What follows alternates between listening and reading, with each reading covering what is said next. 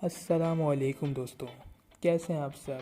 ये बछड़ियाँ जो आप इस वीडियो में देख रहे हैं ये कुर्बानी 2020 और कुर्बानी 2021 के लिए हैं। इनमें कुछ हीरी हैं, कुछ इनमें दो दाद हैं और मुख्तलिफ़ नस्लों से इनका ताल्लुक़ है। और आप देख सकते हैं माशाल्लाह से कितनी खूबसूरत बछड़ियाँ हैं ये। और जो बछड़ियाँ देख रहे हैं इनके साथ साथ कुछ खूबसूरत बछड़ों की कलेक्शन भी मौजूद है, जो हम आपको वीडियो में आगे जाकर इनको सेपरेट करके उनकी वॉक करा के आपको दिखाएंगे।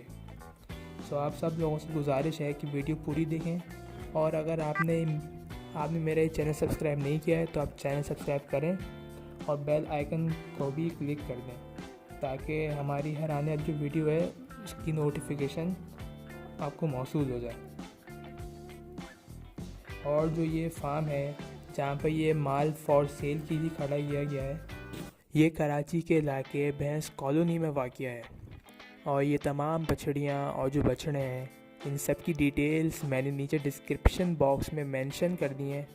और जो इस फॉर्म के जो ऑनर हैं उनका भी मैंने कॉन्टैक्ट नंबर नीचे आपसे डिस्क्रिप्शन बॉक्स में शेयर कर दिया है।